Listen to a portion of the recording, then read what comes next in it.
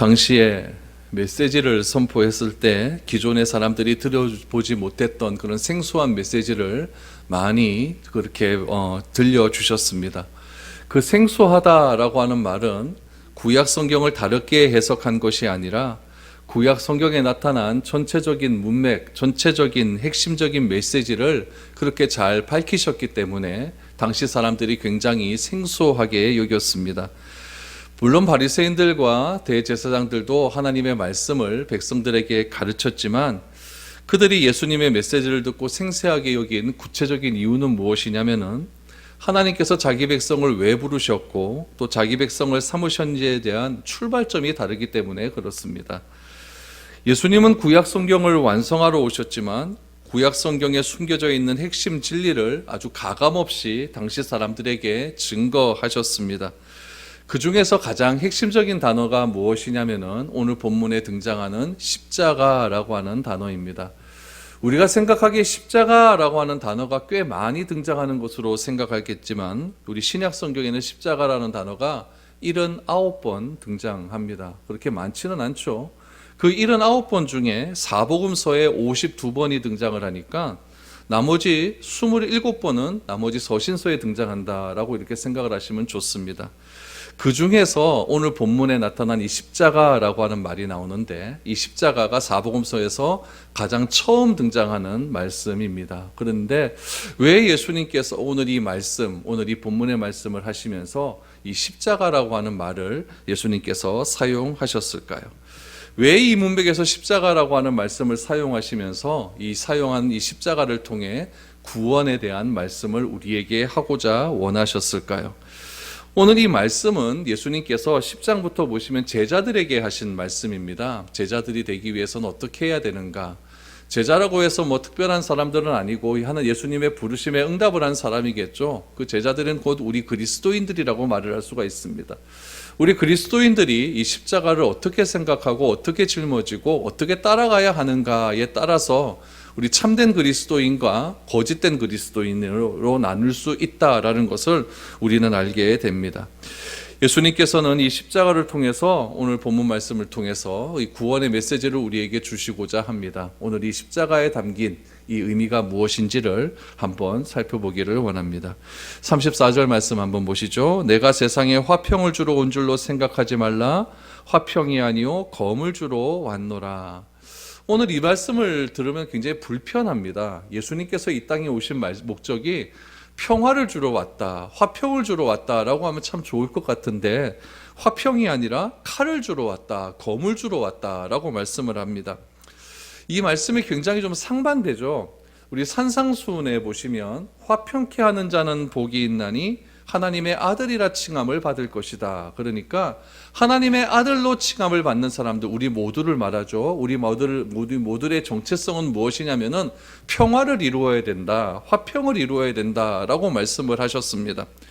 이 화평의 왕, 이 평화라고 하는 말은, 화평이라고 하는 말은 그 당시 유대인들이 메시아가 오면은 이런 일들이 일어날 것이다 라고 생각했던 그런 상징적인 단어와도 같은 겁니다. 그러니까 장차 구약에서 예언되었던 그 메시아가 이 땅에 오게 되면은 이 땅은 화평하게 될 것이다, 이 땅은 평화롭게 될 것이다 라고 하는 생각이 가득 찼던 것이죠. 거기에 대한 근거가 이사야 선지자도 그렇게 말씀을 하셨고 스가랴 선지자도 그렇게 말씀을 하셨기 때문에 메시아가 이 땅에 오셨다라고 한다면은, 예수님이 구약의 완성자로 오셨다고 한다면 이사야 선지자가 말한 그 메시지, 스가랴 선지자가 말한 메시지가 예수님을 통해서 이루어져야 한다는 것이죠. 그럼 예수님께서는 이 땅에 화평을 주러 왔다라고 하면 그만인데 오늘 본문 말씀해 보니까 내가 화평을 주러 온 것이 아니라 칼을 주러 왔다, 검을 주러 왔다라고 말씀을 하고 있습니다. 이 말씀이 어디에도 적혀져 있냐면은 누가복음에도 보면 그대로 적혀져 있습니다. 누가복음에 보면은 이 칼이라고 하는 대신에 무슨 단어를 사용하냐면은 분쟁이라고 하는 말을 사용합니다. 우리 누가복음 12장 51절에서 53절 말씀을 한번 보시죠. 내가 세상에 화평을 주려고 온 줄로 아느냐? 내가 너희에게 이르노니 아니라 도리어 분쟁하려 함이로다. 이후로부터 한 집에서 5사람이 있어 분쟁하되 셋과 둘이 셋과 하리니 아버지가 아들과 아들이 아버지와 어머니가 딸과 딸이 어머니와 시어머니가 며느리와 며느리가 시어머니와 분쟁하리라 하시니라. 여러분, 이 말씀이 얼마나 듣기에 불편합니까? 여러분, 이 말씀이 예수님이 하신 말씀이라고 상상이 되겠습니까? 예수 믿으면 좋아야 될 것 아닙니까? 예수 믿으면 가족에 평화가 와야 될 것 아닙니까? 근데 예수님께서는 내가 이 땅에 오신 목적은 분쟁하러 왔다라고 말하면서 한 집안에 5식구가 있는데 그 5식구 중에서 3명 대 2명으로 나뉘어질 것이다. 3대 2로 나뉘어 갖고 맨날 싸울 것이다. 아버지와 아들이 싸우고 아들과 어머니가 싸우고 어머니와 시어머니가 싸우고 시어머니와 며느리가 싸우고 부부지간에 싸울 것이고 집안에 이런 분쟁이 일어나게 될 것이다 라고 말씀을 하고 있습니다. 여러분, 우리가 생각하는 화평의 의미는 무엇이냐면은 평화로운 겁니다. 그냥 아무런 문제가 없는 겁니다. 갈등이 없고 다툼이 없는 그런 상태를 우리는 평화라고 생각을 합니다. 그런데 예수님이 말씀하시는 이 평화, 화평의 개념은 우리가 생각하는 것과는 조금 다릅니다. 우리는 생각하기에 무엇이 됐든지 그냥 평화로우면 돼, 그냥 갈등이 없으면 돼, 다툼이 없으면 돼, 이것을 평화라고 생각하지만 예수님이 말씀하시는 평화의 기준은 어디에 있냐면은 하나님 안에서라고 하는 기준이 있습니다. 하나님이 말씀하시는 평화가 임해야만 그것이 진짜 평화라는 이야기죠. 그래서 참된 평화, 다시 말하면 우리 사람이 생각하는 평화가 아니라 하나님이 생각하시는 참된 평화를 이루기 위해서는 가식적이고 거짓된 평화는 반드시 깨어져야 된다라는 것을 말씀하고 있습니다. 그러면 구약 성경에 예언된 그 평화의 메시지는 그 선지자들은 어떤 평화를 말하고 있을까요? 첫 번째로 우리 이사야 9장 6절 말씀을 보시면 우리가 잘 아는 메시지가 나옵니다.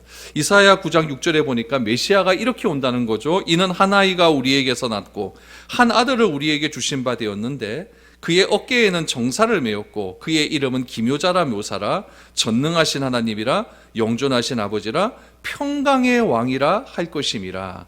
한 아이가 예언대로 태어날 것인데 그 아이는 어떤 사람이다? 평강의 왕이다 라고 말을 합니다.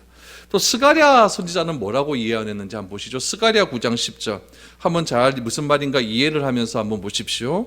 내가 에브라임의 병거와 예루살렘의 말을 끊겠고 전쟁하는 활도 끊으리니 그가 이방 사람에게 화평을 전달할 것이요 그의 통치는 바다에서 바다에까지 이르고 유브라데 강에서 땅끝까지 이르리라. 여기서 말하는 그는 누구냐면 메시아입니다. 메시아가 어떻게 하겠느냐?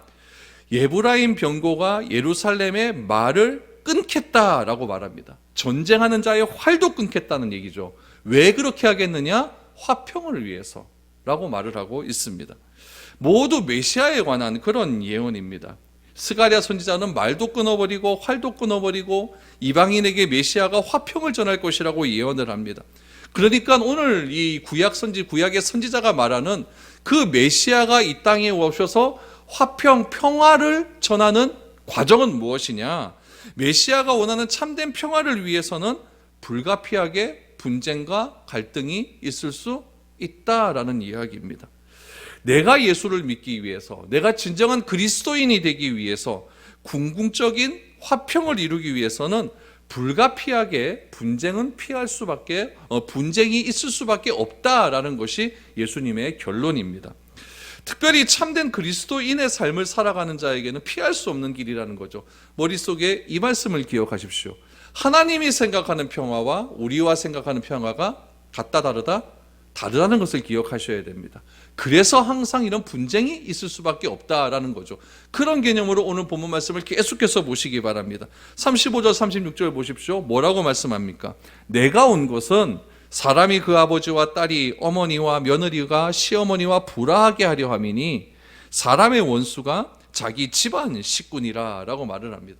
이 말씀은 어떤 말씀을 예수님께서 재해석한 거냐면은 구약의 미가 선지자가 하신 말씀을 재해석한 것인 겁니다. 미가 선지자가 무엇이라고 말씀했느냐? 7장 5절 6절 미가서 7장 5절 6절 말씀해 보니까 이렇게 말씀하셨습니다. 너희는 이웃을 믿지 말며 친구를 의지하지 말며 내 품에 누운 여인에게라도 내 입의 문을 지킬지어다. 아들이 아버지를 멸시하며 딸이 어머니를 대적하며 며느리가 시어머니를 대적하리니 사람의 원수가 곧 자기의 집안 사람이로다. 이거는 뭐냐면 미가 선지자 시대에 이스라엘이 이렇게 타락했다는 이야기입니다. 이스라엘 민족 가운데 이렇게 타락함들이, 가정 가운데 타락함들이 이렇게 일어났다라는 이야기죠. 왜 일어났느냐? 이 타락한 세상에 진리가 선포될 때에 일어나는 일들이, 이런 일들이 일어날 수 있다라는 이야기죠. 여러분, 타락한 사람은요, 타락했기 때문에 자기 이해관계에 굉장히 얽매여서 삽니다. 타락한 사람은 타락했기 때문에 자기밖에 모릅니다.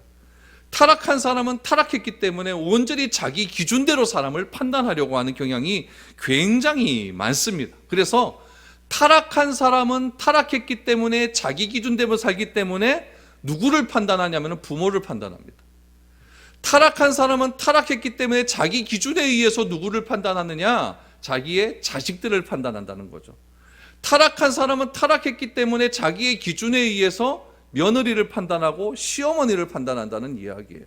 오늘 미가 선지자의 이야기는 그 이야기입니다. 오늘 예수님께서도 하신 말씀은 그런 이야기라는 이야기죠. 부모와 자식 관계, 부부 관계, 친구 관계, 왜 대적하는 일이 일어날까요? 타락했기 때문이라는 이야기죠. 그 타락의 핵심은 무엇이냐? 자기 기준입니다. 온전히 자기 기준에 사로잡혀 있기 때문에 내 기준이 옳고 너의 기준은 틀리다라고 생각하기 때문에 늘 언제나 이 세상은 분쟁이 가득할 수밖에 없다라는 것이 예수님의 결론입니다. 그래서 예수님께서는 말씀하시죠. 진리가 선포되면, 그 진리는 무엇일까요? 내 기준이 틀렸다는 이야기입니다. 진리가 선포되면 심각한 갈등이 있을 수밖에 없다는 이야기죠. 우리 구약 율법에 보면 뭐라고 나와 있느냐? 이웃을 사랑하라고 나오지 않습니까? 나그네를 없은 여기지 말고 고아와 과부를 천대하지 말고, 십경에 보면은 부모를 잘 공경하라고 얘기하고, 성경에도 보면은 부모 자식 간에도 서로 존중하는 마음이 있어야 된다라고 하는 말씀, 절대 잘못된 것이 아닙니다. 그런데 이런 사랑이 임하기 위해서는 구약 성경과 신약 성경에 말하는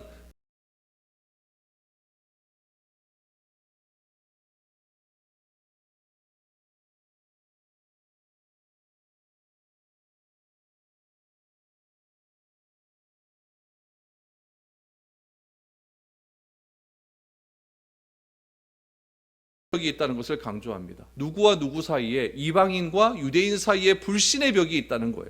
그래서 예수님께서 이 땅에 오신 목적은 무엇이냐면은 그 불신의 벽, 그 가로막힌 벽을 무너뜨리기 위해서, 그래서 그들을 하나 되게 하기 위해서 십자가를 지시고 이 땅에 오셨다라고 바울은 그렇게 해석하지 않습니까?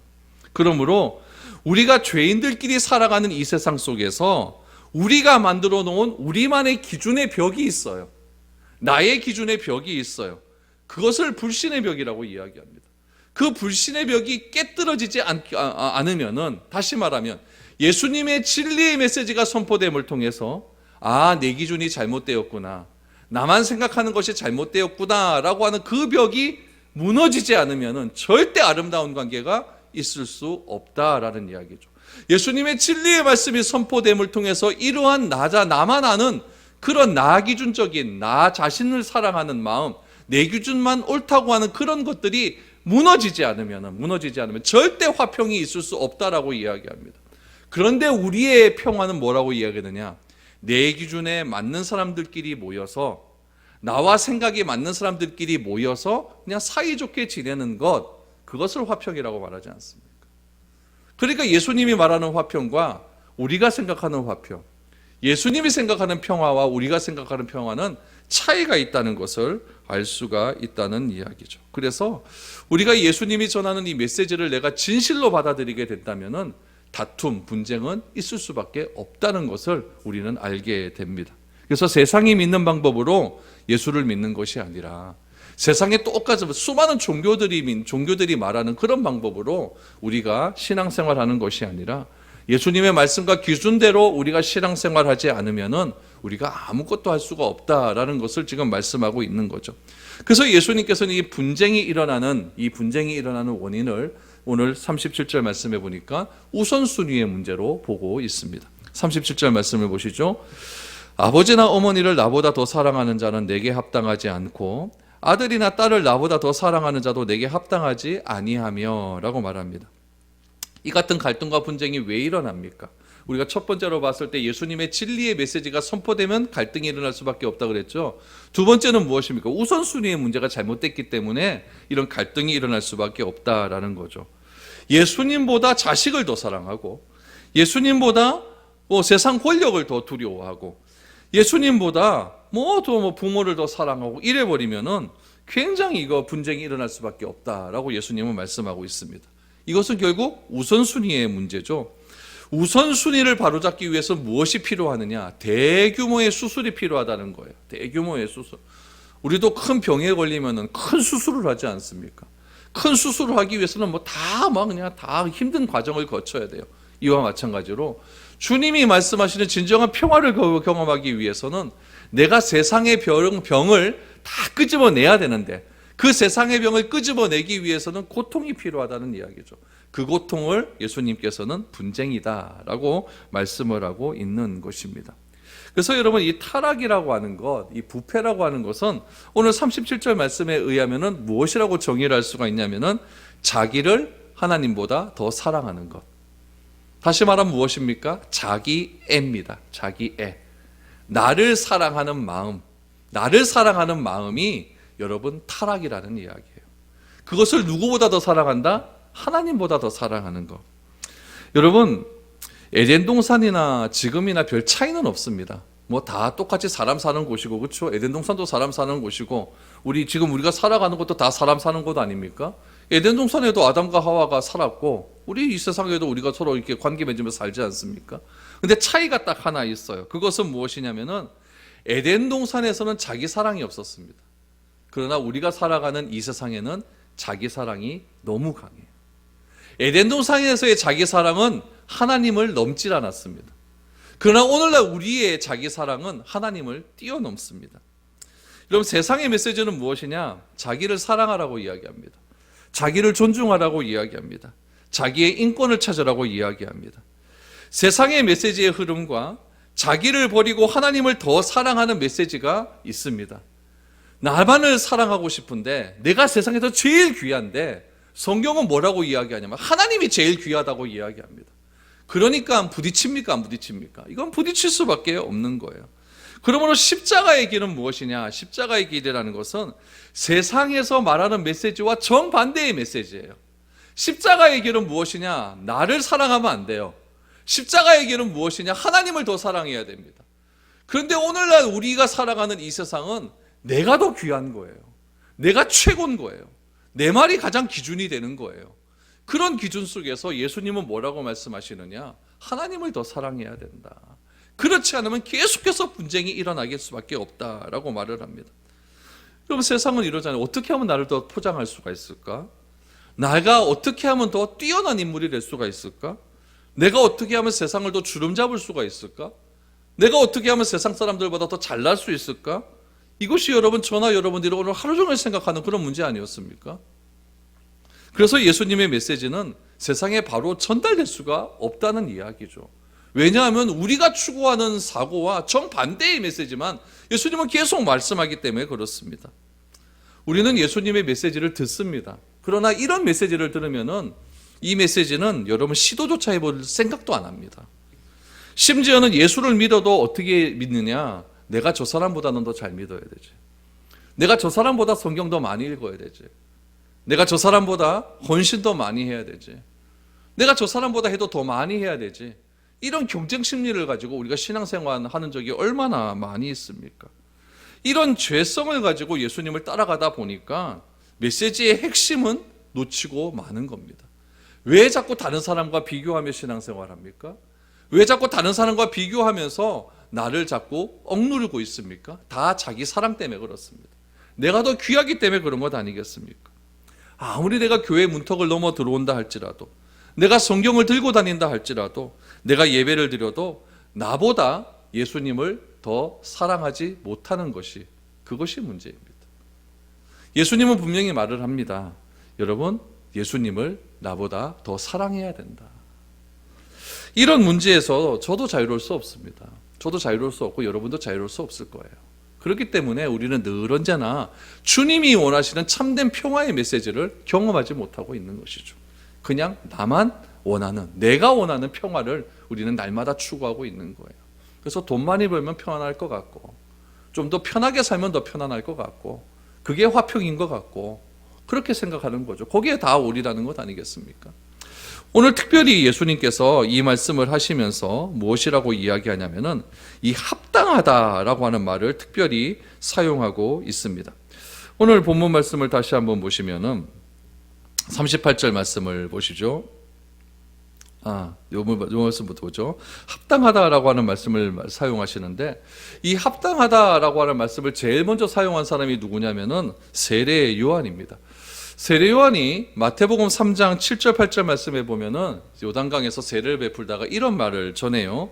3장 7절 8절을 보십시오.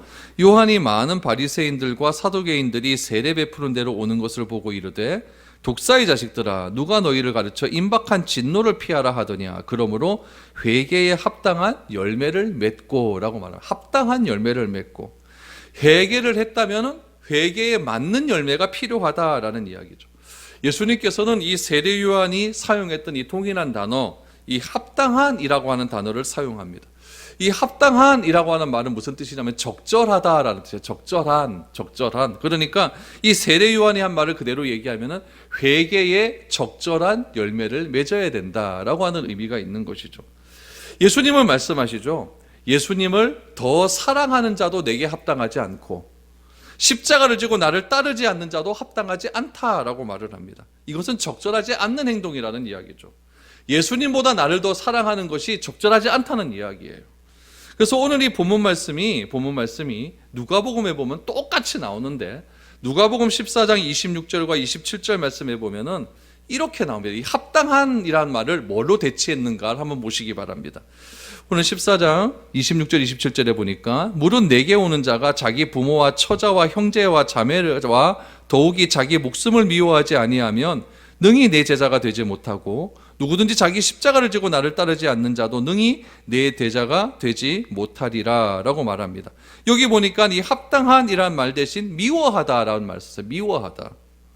나를 사랑하라는 메시지가 많은 이 세상 속에서 예수님은 뭐라고 말씀하시냐면은 나를 미워해야 된다라고 말을 합니다. 이걸 어떻게 받아들일 수 있을까요? 내가 얼마나 귀합니까? 근데 나를 미워해야 된다? 이거 좀 이해가 안 돼요. 온종일 나만 생각하지 않습니까? 나만 묵상하고 나만 아는, 나만 사랑하는 자기중심적인 그런 생각을 가지고 사는 사람에게 뭐라고 이야기하냐면은 나를 미워해야 된다라고 말씀하고 있습니다. 그래서 예수님께서는 이 말씀을 하시면서, 이런 말씀을 하시면서 나를 미워해야 된다라고 하는 말씀을 하시면서 드디어 38절 말씀에 십자가라고 하는 말을 오늘 복음서에서 처음으로 사용을 하십니다. 무엇이라고 말할까요? 38절 보십시오. 또 자기 십자가를 지고 나를 따르지 않는 자도 내게 합당하지 아니하리라. 합당하다라고 하는 말이 나옵니다. 자기를 사랑하지 말고 미워하라고 하는 말을 강조하기 위해서 무엇을 사용한다? 십자가라고 하는 말을 사용합니다. 여러분, 십자가를 우리가 조금 생각해 봐야 됩니다. 왜 여기서 예수님께서 십자가를 사용했는가? 이 십자가라고 하는 말은요, 유대 사회에서 금기어입니다. 쉽게 끄집어내면 안 되는 말이에요. 왜냐하면 율법에 보면은 나무에 달린 자마다 저주를 받을 것이다 라고 하는 말이 나와요. 이 나무에 달리다 라고 하는 말이 십자가 형벌을 이야기하고 있습니다. 그래서 나무에 달린다는 것은 굉장히 이거는 심각한 잘못한 일이고, 이 나무에 달려 죽는다 라고 하는 것은 이건 굉장히 이거는 안 좋은 이야기예요. 그런데 예수님께서는 무엇을 하고 말씀하시냐면은 나무에 달려 죽기 위해서 나를 따르라고 말을 합니다. 이건 충격적인 말 아닙니까? 38절 다시 보십시오. 또 자기 십자가를 지고 나를 따르지 않는 자도 내게 적절하지 않는다라고 말하지 않습니까? 그러니까 예수님께서는 자신을 따르기 위해서는 나무에 달려 죽어야 된다라고 하는 그런 메시지를 지금 전하고 있는 겁니다. 예수님께서 이 십자가를 이야기해요. 우리도 이해가 되지 않지 않습니까? 우리도 이해가 되지 않는데 제자들은 이해가 될까요? 제자들도 십자가라고 하는 말 자체가 이해가 되지 않습니다. 어떻게 저런 말을 사용할 수 있을까? 율법에도 금지하고 있는 이 십자가라는 말을 예수님께서는 왜 이렇게 사용하고 있을까? 우리가 모든 것을 버리고 주를 따라왔다라고 말을 하고 있는데 어떻게 십자가를 지고 나를 따르라고 하느냐? 율법에서 저주를 받는 그 말을 어떻게 사용하시면서 나를 따르라고 하느냐? 이런 생각하지 않을까요? 가장 처참한 로마의 형벌이 십자가 형벌 아닙니까? 그러면 십자가 형벌은요, 자기가 죽어야 될 가로막대기를 내가 짊어지고 그 형벌까지 끌고 올라가야 되는 거예요. 한 80km 이상 되는, 80kg 이상 되는 그 나무 막대기입니다. 굉장히 무거운 나무 막대기죠. 그런 십자가를 짊어지고 누가 올라갈 수가 있겠습니까? 주님은 뭐라고 얘기하느냐? 나를 따르기 위해서는, 다시 말하면 그리스도인이 되기 위해서는 그런 십자가를 져야 된다. 그런 십자가를 지고 따라가야 된다. 그렇지 않으면 마땅한 것이 아니다라고 말을 합니다. 그러면은 우리가 오늘 결론적인 말씀으로, 그럼 예수님이 말씀하시는 이 십자가가 도대체 뭔가? 요것만 알면 됩니다. 요것만 알면 돼요. 여러분, 물리적인 십자가는 무엇일까요? 예수님이 죽으신 그 십자가입니다. 진짜 예수님께서 십자가 메고 골고다 언덕으로 올라가시지 않습니까? 물리적인 십자가는 짊어지고 가서 자신이 진짜 육체적으로 죽는 거예요. 여기서 말하는 십자가는 어떤 십자가를 이야기할까요? 나를 미워하는 것이 십자가입니다. 그래서 나를 미워하는 것을 성경은 무엇이라고 이야기하냐면은 자기 부인이라고 이야기해요. 여러분, 자기를 미워하고 자기를 부정하는 것이 무엇과 똑같느냐? 십자가에 못 박히는 것과 똑같다는 이야기예요. 여러분, 나를 미워할 수가 있겠습니까? 내가 얼마나 귀한데요. 내가 얼마나 귀하게요. 저도 아침마다 영양제 먹거든요. 내가 귀해서. 저녁에도 먹고요. 눈 조금 침침하니까 눈에 좋은 약 먹거든요. 왜 그렇습니까? 내가 귀하니까 그렇죠. 이 귀한 나를 미워하래요. 이 귀한 나를 부정하래요. 그것이 십자가라고 이야기를 합니다. 예수님을 따르는 길은 자기를 미워하고 자기를 부정하지 않고는 따라갈 수 없는 길이기 때문에 십자가를 지는 길이 쉽습니까? 어렵습니까? 어려워요. 그것처럼 힘들게 한 걸음 한 걸음 걸어가는 길이다라는 것을 말하고 있는 거죠. 그러므로 그리스도인은 예수님을 따르는 삶은 자기를 부인하는 삶입니다. 내가 예수님보다 못하다라고 인정하는 삶입니다. 나보다 예수님이 더 귀하다라고 인정하는 삶입니다. 나를 사랑하는 것보다 예수님을 사랑하는 것을 인정하는 것이 십자가의 길입니다. 그것이 여러분 말은 쉽죠. 말은 쉽죠. 그런데 실천하기가 너무나 어렵습니다. 너무나 어려워요. 그래서 힘든 길입니다. 그래서 예수님은 한 번 더 말씀하십니다. 그 십자가의 길이 어떤 길이냐? 자기를 부인하는 길이 어떤 길이냐? 39절 보십시오. 자기 목숨을 얻는 자는 잃을 것이요 자기를 위하여 자기 목숨을 잃는 자는 얻으리라. 여러분, 다 살자고 우리가 뭐 이렇게 하는 것 아닙니까? 다 살자고 직장에서 일하고 다 살자고 그렇게 돈 벌려고 애쓰고 그렇게 살아가고 있는데 이것이 우리의 가치예요. 다 살자고 하는 짓 아닙니까? 근데 예수님은 또 반대의 이야기를 합니다. 죽으라고 이야기해요. 죽으라고 이야기해요. 자기 목숨을 얻는 자는 잃는데요. 살자고 하는 자는 죽는데요. 그러나 죽고자 하는 자는 산대요. 그러니까 이게 부딪힐 수밖에 없는 거예요. 내가 최고의, 나의 최고의 가치는 사는 것 아닙니까? 근데 주님은 죽으래요. 그러니까 부딪히는 거예요. 이 말씀을 어떻게 해석해야 될까요? 오늘 이 39절 말씀이 너무나 귀한 말씀이기 때문에 사복음서에 다 나와요. 제가 복음서마다 차이점을 설명해 줄 테니까 그 차이점을 잘 한번 들어보시기 바랍니다. 마가복음에서 뭐라고 나오느냐? 자기 목숨을 구원하고자 하면 잃고 나와 복음을 위하여 자기 목숨을 잃으면 구원을 이룬다. 여러분, 마가복음에서는 자기 목숨을 구원한다라고 하는 말로 표현을 하고 있습니다. 누가복음에는 뭐라고 이야기하느냐? 자기 목숨을 보존하는 자는 잃고 잃는 자는 산다라고 말을 합니다. 우리는 내 목숨을 보존하기 위해서 얼마나 노력을 많이 합니까? 그런데 내가 중요하다고 생각되는 나 자신을 버리면 뭐 한다? 산다라고 이야기를 합니다. 잃어버리는 것을 아깝게 여기지 말아야 하는 이유가 바로 여기에 있다는 이야기예요. 그런데 우리의 모든 관심은 내 육체 덩어리에 하나 있어요. 요한복음은 뭐라고 이야기하는지 아십니까?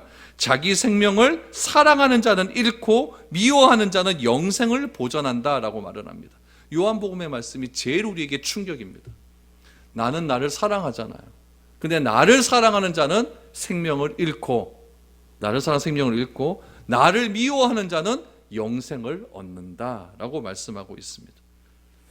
여러분, 그래서 내가 나를 사랑하지 않고 나를 미워해야 되고 내 목숨을 버려야 하는 것을 예수님은 무슨 단어로 표현하고 있다고요? 십자가라는 단어로 표현하고 있는 겁니다. 그래서 십자가를 지는 것은 내가 제일 소중하다고 생각하는 내 생명을 버리는 겁니다. 내가 물리적인 십자가를 지지 않아도 예수를 믿게 되면 하나님께서는 참 희한한 게 십자가와 같은 사람을 내 곁에 꼭 둡니다. 십자가와 같은 사람을 곁에 둡니다. 여러분은 여러분들 십자가와 같은 사람을 누구라고 생각합니까? 우리 때때로 이런 얘기하죠. 아유, 내 자식이 십자가다. 이런 얘기하죠. 가만히 보면 어떨 때 보면 부모가 십자가인 경우도 있어요. 어떤 데 보면 남편이 십자가고, 어떤 데 보면 아내가 십자가고, 어떤 데 보면 돈도 십자가고, 내 옆에 꼭 그 십자가 같은 것들이 꼭 하나씩 있습니다. 어떤 사람은 목사도 십자가예요. 목사가 골치 아파요. 이거 목사가 십자가일 수도 있어요. 그래서 예수님을 믿고 나면 버려야 할 나 자신의 육신을 사랑하는 그것을 위해서 예수님은 꼭 곁에 십자가를 하나씩 둡니다. 그래서 그 십자가 때문에 내가 더 기도하게 만듭니다. 그 십자가를 때문에 내가 더 주님의 십자가를 함께 짊어지고 가는 그런 삶을 살 수 있도록 주님은 그렇게 우리를 이끌어가고 있는 것입니다. 그러므로 내 옆에 있는 이 십자가를 미워하지 마시고, 내 옆에 있는 십자가를 뭐 해야 될까요? 사랑하는 길밖에 없습니다. 그래야만 우리가 그 십자가를 메고 그리스도인으로서 우리의 삶의 걸음을 한 걸음 한 걸음 걸어갈 수밖에 없는 겁니다. 예수님께서 그 물리적인 십자가를 왜 지셨을까요? 그 십자가를 사랑하기 때문에 그렇습니다. 그 십자가의 길밖에 구원에 이르는 길이 없다라고 하나님께서 이미 선언하셨기 때문에 그 십자가의 길이 고통스럽고 힘든 길이지만 그 물리적인 십자가를 사랑하셨습니다. 우리는 비록 물리적인 십자가를 지지 않는다 할지라도 내 곁에 있는 십자가를 사랑할 수 있기를 바랍니다. 그래서 그 사랑하는 그 십자가라고 하는 그 대상을 놓고 늘 언제나 기도해 주시고, 그 십자가를 짊어지시고 그렇게 한 걸음 한 걸음 걸어갈 수 있는 그런 우리가 되어야 됩니다. 여기서 중요한 것 하나가 있습니다. 무엇이 중요하냐? 가만히 보면요, 내 십자가는 되게 무거운 것 같은데 너의 십자가는 별로 안 무거운 것 같아요. 그러나 여러분, 이거 비교하는 순간 다 넘어갑니다. 십자가는 다 무거운 겁니다. 그러니까 십자가에 대해서 여러분 너무나 무거워하거나 비교하지 마시고, 여러분 십자가를 더 깊이 사랑할 수 있는 그런 여러분들이 되었으면 좋겠습니다. 그것이 바로 나를 부인하고 나를 십자가를 짊어지고 그렇게 주님을 따라가는 유일한 방법이라는 사실을 기억하시고, 이 고난주간 내 곁에 있는 십자가를 더 사랑하시고 십자가와 함께 걸어갈 수 있는 그런 저와 여러분들이 될 수 있기를 바랍니다.